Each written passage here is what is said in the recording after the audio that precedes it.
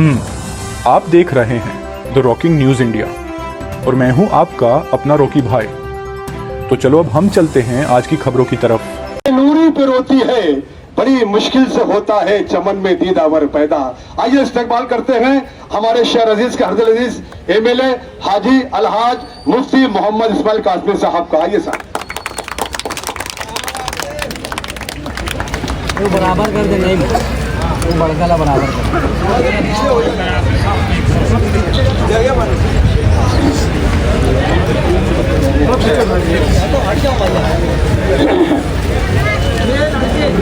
बिस्मिल्लाहिर्रहमानिर्रहीम नहमदुहु व नुसल्ली अला रसूलिहिल करीम अम्मा बाद। अरबी का एक मक़ूला है, अस्सायु मिन्नी वल इत्मामु मिनल्लाह। इसका तर्जुमा और मफ़हूम ये है कि कोशिश करना हमारा काम है और करने वाली ज़ात और कामों को मुकम्मल करने वाली ज़ात अल्लाह रब्बुल आलमीन की। हम पहले मुसलमान हैं, हम पहले ईमान वाले हैं, बाद में हमारी हैसियत कुछ और हो सकती है। हम हिंदुस्तानी भी हो सकते हैं, किसी और मुल्क के बाशिंदे भी हो सकते हैं, हम किसी समाज किसी बिरादरी के भी हो सकते हैं, लेकिन हम पहले मुसलमान। और हमारा जीना, हमारा मरना, हमारी ज़िंदगी के तमाम तर आमाल अल्लाह रब्बुल आलमीन से जुड़े हुए, और जो काम हम करें वो अल्लाह के लिए करें, अल्लाह की खुशनुदी के लिए करें। किसी ने कहा है ना कि काम करना है तो खामोशी से इतना काम करो कि तुम्हारी कामयाबी शोर मचा दे, तुम्हारा काम बोलने लग जाए। अभी डॉक्टर खालिद परवेज साहब जो बात फरमा रहे थे कि सियासत क्या है। सियासत अरबी ज़ुबान का लफ्ज़ है और हम जो ज़ुबान बोलते हैं उर्दू ये मजमुआ है, मुशक्कल है बहुत सारी ज़ुबानों का। यही वजह है कि उर्दू जैसी मीठी ज़ुबान आपको नहीं मिलेगी। हर ज़ुबान के जो अच्छे अच्छे अल्फाज थे, अरबी कहो, फ़ारसी कहो, पुश्तू कहो, पंजाबी कहो, कश्मीरी कहो, सिंधी कहो, बलूची कहो, सारी ज़ुबानों में जो अच्छे अल्फाज थे वो निकाल करके एक ज़ुबान बनाई गई जिसको उर्दू ज़ुबान कहते हैं। अब जाहिर बात है सारे मीठे अल्फाज जमा कर दिए गए तो ज़ुबान तो मीठी रहेगी और कहने वालों को भी अच्छा लगेगा, सुनने वालों को भी अच्छा लगेगा। तो सियासत का ये लफ्ज़ अरबी ज़ुबान का लफ्ज़ है जिसके माना आते हैं किसी जिम्मेदार का इंतज़ामी मामलात में अपनी जिम्मेदारी पूरी करना। जैसे एक सियासतुल बुयूत होती है, घर की सियासत।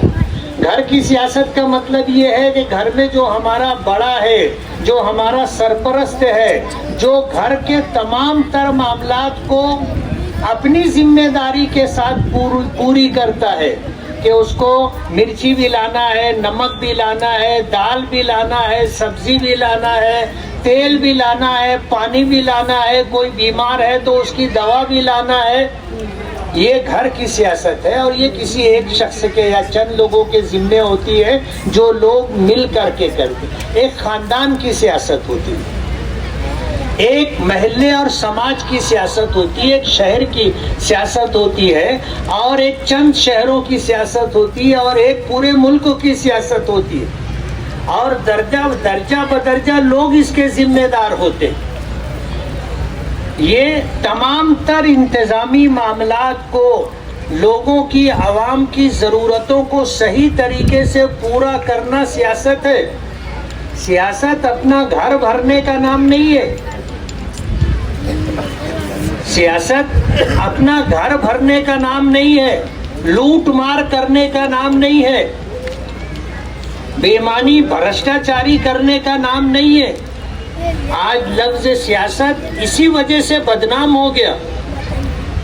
मैं जामे मस्जिद की इमामत और मदरसे में पढ़ाने की खिदमत किया करता था। हालात ऐसे बने कि जो लोग गुरुवार वार्ड के ठेकेदार बनते थे, ऐसे लोगों ने हमको मजबूर किया सियासत में आने के लिए और हम आ गए। जाहिर बात है, हम अपनी मर्जी से आए होते तो अलग बात थी, लेकिन जब आप हमको मजबूर करके लाए तो हम आए। हमने उसी वक्त ऐलान कर दिया था कि हमने दरिया पार किया है, कश्ती जला दिए, उसी वक्त ऐलान किया था। लोग सवाल खड़ा कर रहे थे कि आप जो है सियासत में आए हो, कब तक रहोगे और कब छोड़ करके भागोगे। जाहिर बात है, जिनके सामने आए थे वो क्या थे आपको पता है, आप जानते हैं। वो ये समझते थे कि इन हालात का मुकाबला कहो या दबाव कहो, ये ज्यादा दिन बर्दाश्त नहीं कर सकेंगे और ये छोड़ करके भागेंगे। तो लोगों से सवालात करवाते थे कि कब तक रहोगे, कब तक रहोगे। तो हमको भरे मजमे में, जलसे में ये ऐलान करना पड़ा कि हमने दरिया पार किया है, कश्ती जला दी है। और हमने उस वक्त जो अज़्म और इरादा किया था, आज भी अपने उसी अज़्म और इरादे के साथ खड़े। जो इलेक्शन गुजरा है, असेंबली इलेक्शन, आपको पता है कैसे लड़ा गया, अच्छी तरह आपको पता है। एक साहब जो उनके साथी थे, मुलाकात हो गई इत्तेफाक से, तो वो मुझसे कहने लगे कि हमने तो इलेक्शन लड़ने में कोई कसर बाकी नहीं रखी थी। डॉक्टर साहब, इलेक्शन लड़ने में हमने कोई कसर बाकी नहीं रखी थी, साम दाम दंड भेद सब इस्तेमाल किया। आपको पता है, मैं तफसील में नहीं जाना चाहता, कोई खाना उन्होंने खाली नहीं छोड़ा था। हर तरीके से उनको अपनी जीत का 100% यकीन था। और वोटिंग हो जाने के बाद हालात जिस तरह के थे और जिस तरह का वो प्रदर्शन कर रहे थे, पूरे शहर के अंदर जश्न मनाने के लिए जो सूरत हाल बनाई गई थी, शहर वालों से छुपी हुई नहीं है। कहीं से उनको हार का डर नहीं था। बंबई चले गए थे, आकाशवाणी में रूम भी तय करके आ गए थे कि अब हम ये रूम लेंगे और यहाँ रहेंगे। उन्होंने वहाँ पर जा कर के अपना पीए भी फाइनल कर लिया था कि ये हमारा पीए रहेगा और ये साथ में घूमेगा, काम देखा करेगा। यहाँ तक वो चले गए थे। तो उनका वो साथी मुझसे पूछने लगा कि क्या वजह है कि हम इलेक्शन हार गए, क्या वजह है। उनसे मैंने कहा कि अल्लाह के बंदे, तुम हारे हुए लोग हो, तुम हारे हुए लोग हो, तुम्हारे जीतने की कहीं से कोई उम्मीद नहीं थी। मैं तो इलेक्शन ही नहीं लड़ा था ना, आप समझ लो ये बात। अगर मैं तुमसे लड़ता और तुम हार जाते तो फिर आप नहीं समझ सकते, तो पूछते यार कौन सा ऐसा दांव मारा कि मैं चित हो गया। पहलवान पहलवान से पूछता है, जब मुकाबला होता है दंगल में और कुश्ती होती है और एक पहलवान हार जाता है तो वो सोचता है कि यार कौन सा दांव ये सामने वाला चला कि मैं हार गया। लेकिन ये कब होता है, जब मुकाबला हो।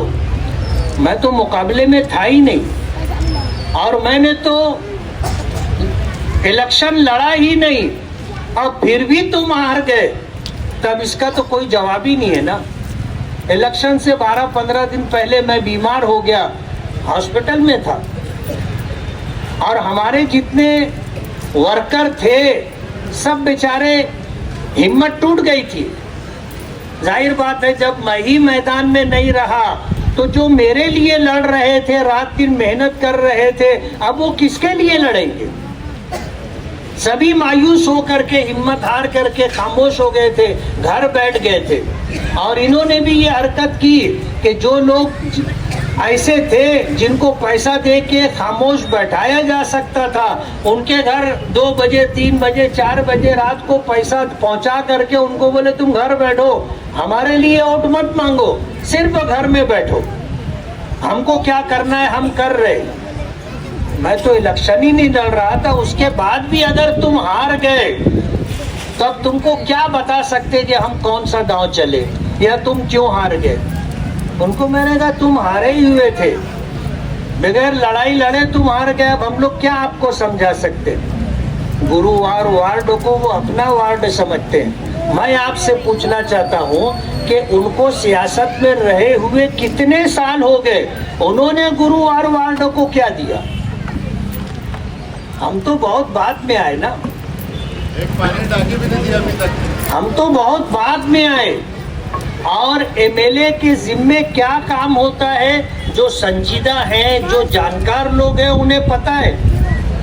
आपको ये रोड बना करके देना, नाला बना करके देना, पानी की पाइपलाइन डाल करके देना, पीने के लिए पानी की पाइपलाइन देना, आपके लिए लाइट का इंतजाम करना, आपके लिए बीमार पड़ो तो इलाज का इंतजाम करना, ये कारपोरेशन का काम है।